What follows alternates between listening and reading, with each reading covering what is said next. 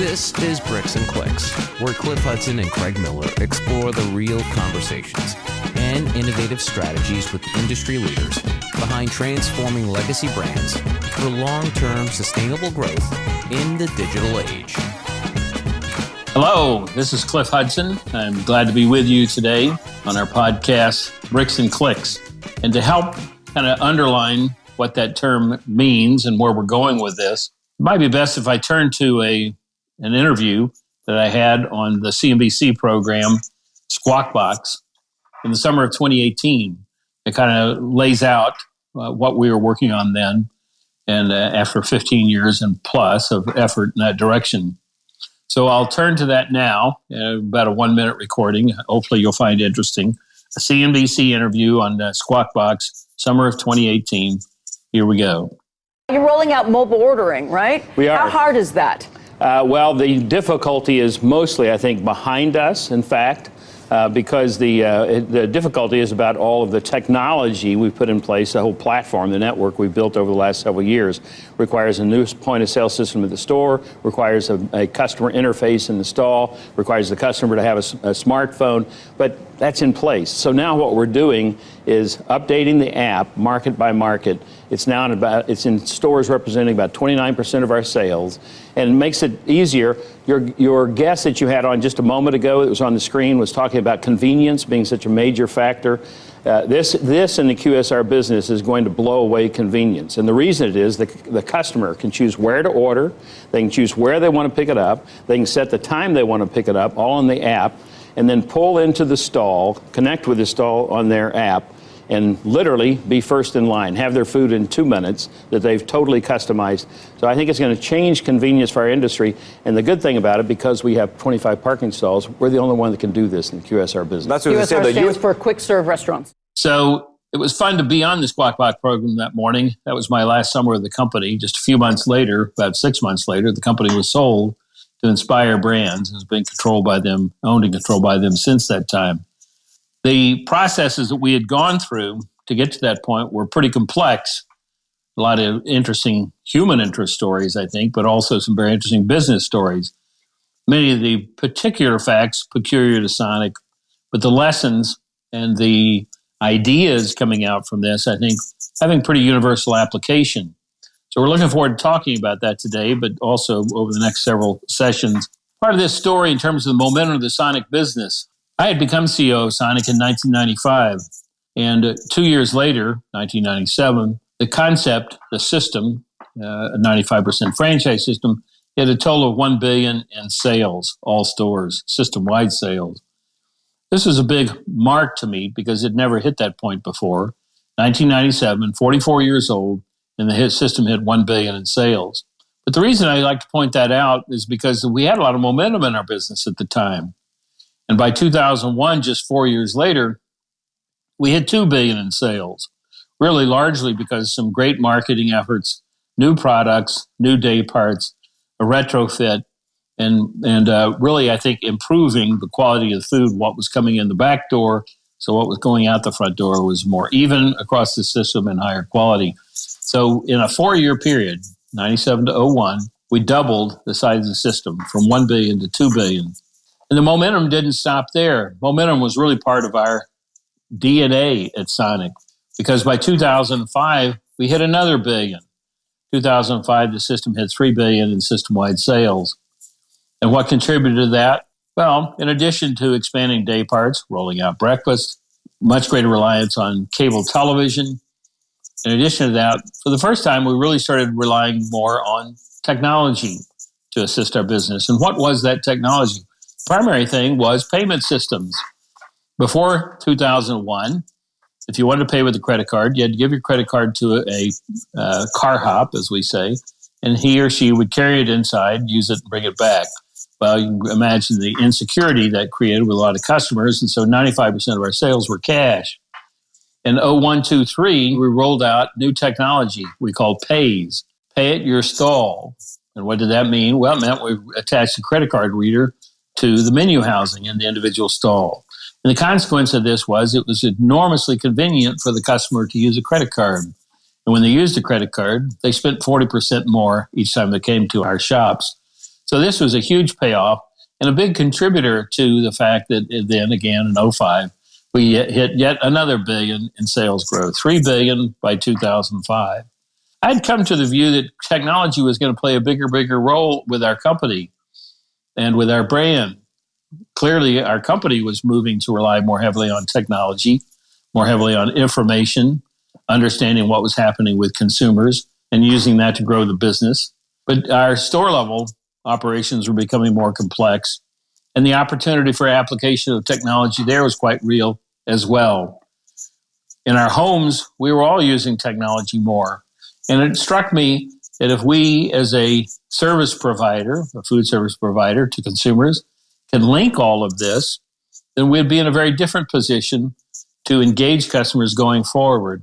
So in 2004, for the first time, I made a presentation to our board of directors about how that linkage could occur. In a crude sort of way, I referred to it as our techno-oval, with all these touch points around an imaginary oval, and the fact they would all connect, link up, and improve the service that we could provide customers. The board of directors was curious about this, but I had one in particular, longtime industry expert who had built a brand called Dunkin' Donuts. Bob Rosenberg said at that board meeting, the brand that figures out this technology thing first is going to be a real leader in the industry, and it's going to make a huge difference. It was great to have Bob's affirmation at that meeting, with most board members wondering perhaps that I kind of lost touch talking so much about technology instead of talking about new products and new campaigns.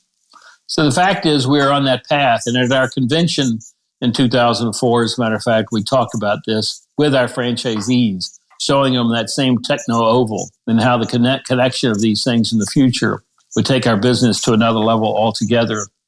The challenge in no small part, though, was to take this beyond a dream and to get things implemented well so that these touch points could really function well individually and then also integrate well so that we could have, as we eventually came to call it, a true integrated customer engagement process. The problem was things weren't even working how we needed them to work under the hood, you might say, at our corporate headquarters. And this was a frustrating problem. We had a lot of plumbing to fix, you might say. As the decade progressed, our business was still positive, perhaps not quite the same momentum, but still positive in that 05, 6, 7 time frame. And I began to pursue new leadership for our technology area and our information services area. And that's when Craig Miller and I connected in 2009. And we talked about what we needed currently at Sonic, but as importantly, we talked about where this brand could go and the role that technology would play in it. And I'm confident that Craig was interested in the kind of the aspirational things that I laid out. And I was interested in his talent to be able to come in and help us fix the plumbing, so to speak. So Craig came on board then in that 2009 timeframe. And for the next couple of years, we really kind of drudged along to get the team restructured and to get the plumbing, you might say, internally working well before we really got moving on these broader strategies. So it's a pleasure to have Craig as a co-author on the book Bricks and Clicks, but it's also a pleasure to work with him for that 7, 8, 9 years on these initiatives, and a pleasure to have Craig on board here today in the podcast. So Craig, why don't I stop for a moment and kind of let you talk about your path, and then we can pick it back up. Great, Cliff. Thank you. Thank you so much. Going back to my career, which really was a real blessing to cross paths with you and become part of Sonic and bringing your vision to life that you just talked about. Most of my career, 30 plus years, had really been centered around technology academically. But I had always really focused on looking at companies specializing in emerging technologies and finding ways to help companies really grow their businesses through technology. And so through the years, I had the pleasure of learning how different businesses could thrive, how technology could play a role in some of the earlier industries like finance and some of the industries that would embrace technology. There were a lot of learnings that I had that grew in me in terms of how you really apply technology to drive both top line growth, bottom line efficiencies. And so as I crossed paths with you, we met in '09. I was extremely excited to hear about your vision, not because of the technology. Honestly, most of the companies that I've worked with, the CEOs that I've talked to, they typically start their conversations with me about technology, about point of sale, about data, about analytics, about payment systems. And while you certainly raised some challenges technically that you were struggling with, as you referred to the plumbing, what I was really intrigued by, what got me really excited, is when we first met face to face. You didn't start with the technology challenges. You started with the customer. You started with the thought of the customer, the thought of that virtual techno-oval, and how the technology pieces could come together and really take the business to the next level. That's what excites me, and that's what excited me about being part of bringing your vision to life and being part of Sonic. Most of what I then really tried to understand is where the business was, where the technology was, some of that legacy, what we refer to as legacy challenges that you had, and my goal, and what I really was excited about, was how do I bring your vision to life, and that's really what we're going to really talk about. We're going to talk about that journey, and it was a journey. It wasn't just about the technology. It was about taking the company, the talent, the leadership, our franchisees, the operations, all of that to really take that business to a new level. I was merely there to help lead the thought process and the thought leadership on how to use technology to fuel that growth. Well, it was amazing to me. One, it was comfort when you did come on board in that 2009 timeframe and the background, the history you had with other brands. But little could I know that it would still take us upwards of 10 years to get the whole thing rolled out across the system, integrated, and then began to produce sales for the brand. But, it's interesting now, almost 15 years ago that you came on board. Wonderful process from there forward.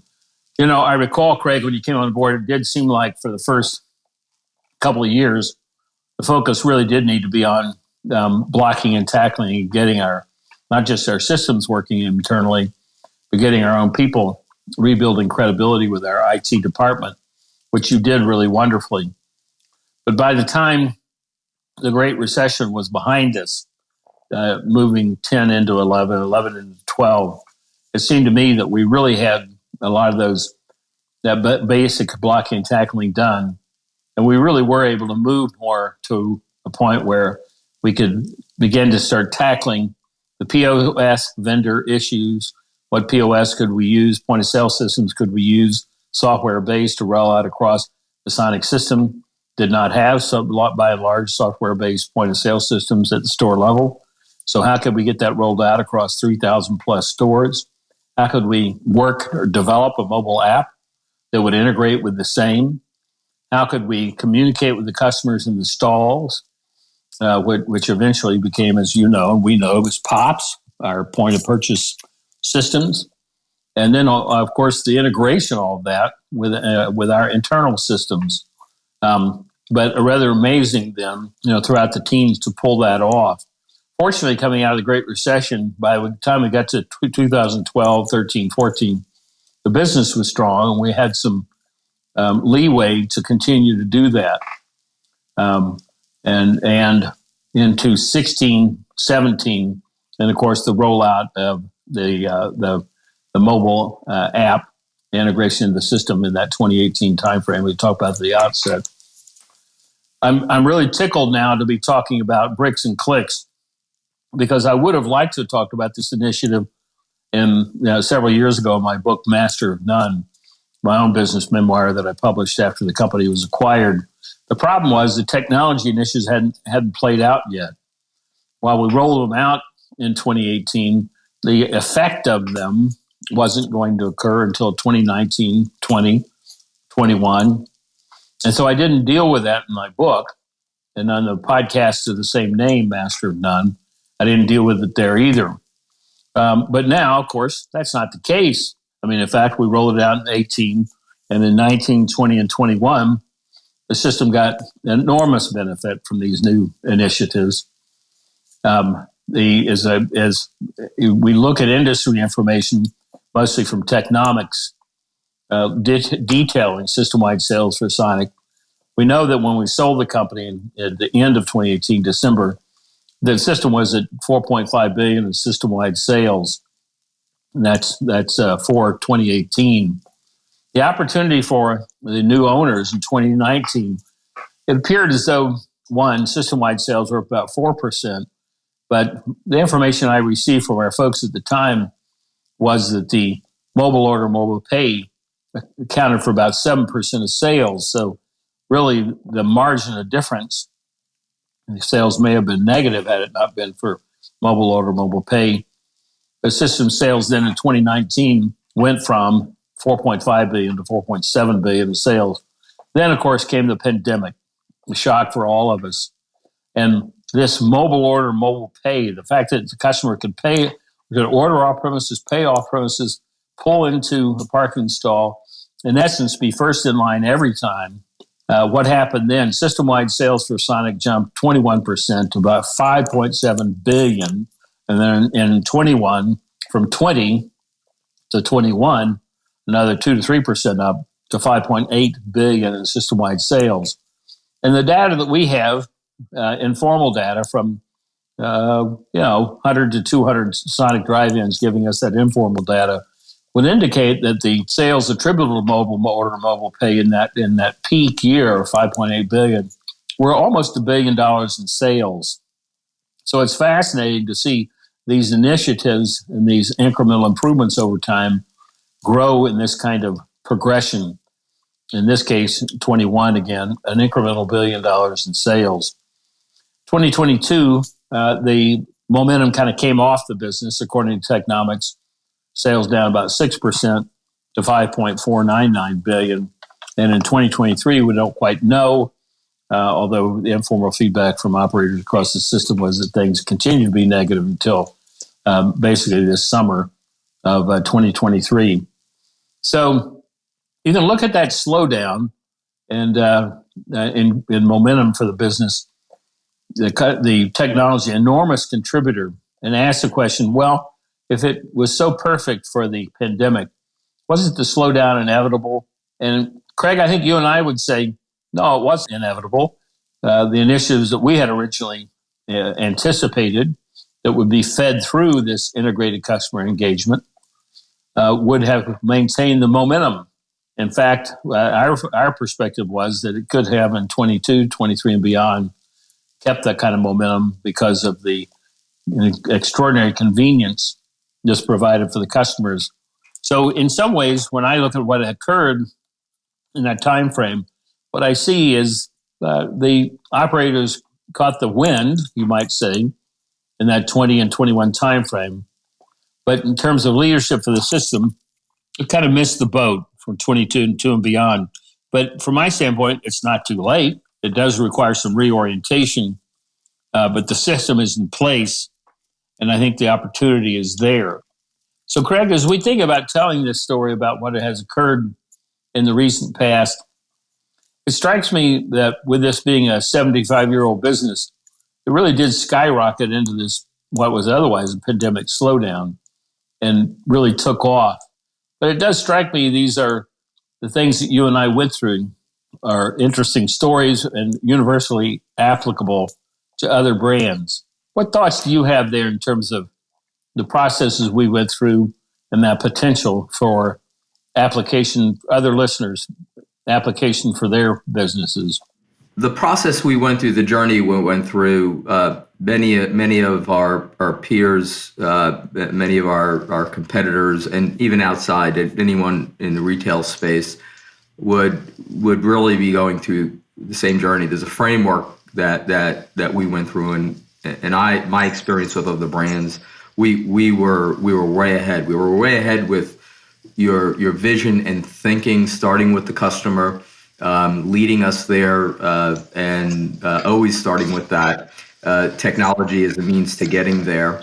The first step, as you mentioned earlier, many brick and mortar companies are really faced with a lot of what is referred to as legacy technology that really can't support some of these newer types of engagement strategies with customers, as well as even some of the advanced analytics that many companies really have been embracing quite rapidly over the last 10 to 15 years. So the first part of our journey was, before we could even think about bringing your techno-oval to life, we really had to upgrade, not unlike going into a house that was built in the 50s or the 60s and upgrading it for the 21st century. You've got to fix the plumbing, you've got to fix the electrical before you could start adding some of these more advanced appliances, so to speak. So the first stage of it, right now it's considered and called tech debt. And many companies, particularly after the pandemic, have been facing a lot of struggles with almost a drag on their business because they really haven't invested in that technology. We chose to invest in that technology in 2010 to the 2012 timeframe. The next phase is also very universal in the sense that you can kind of fix the plumbing, but as you really think about some of these new strategies, you also have to think about how you change the organization, the way the organization looks at the business. Every function is impacted with the advancement of technology. The way marketing, and you always referred to it, which I loved, is now that we have some of these advanced capabilities, we have to stop doing 20th century marketing. We have to do 21st century marketing. The same as in operations. We had a lot of operators who used to do inventory and labor with a pen and paper. Now there are analytical tools that really help to improve the forecasting, both in labor and as well as in inventory. Those take what we call change management. Those take process changes, and then quite frankly, the other aspect of how we look at the business is also analytically, and to leverage the power of the data and the information for both consumer insights, for operational insights. Those all become capabilities that you really have to change the mindset of the company, the processes of the company, and we went through a period of time to do that. And then the third stage is really how you scale all of that. We were 3,600 stores almost. We built the capability, and then we had to scale that implementation across 3,600 stores across the brand, and then bringing it to life, which is what we'll talk a lot more about in some of the subsequent episodes. But bringing all that to life to ultimately take the investment, take the change management, the change in thinking, the way we're going to look at the business, manage the business, marketing, ops, and how do you really then truly drive top line growth, bottom line efficiencies. Those are the stages we went through over those eight to 10 years. Every brick and mortar business that's been around for quite some time is facing that very same journey, and quite frankly struggling a bit with it. So I think there's an awful lot to learn from some of the universal aspects of our journey that could be applied to those businesses, and we'll continue to kind of dive deep into some of those some of those capabilities in future episodes. And we'll look forward to sharing those with you along the way in Bricks and Clicks. This has been Bricks and Clicks from Forbes Books. If you want to learn more about how traditional businesses can evolve, innovate, and lead with the 21st century customer and ever-changing market conditions, go to bricksandclicks.com and click on how to create your digital roadmap.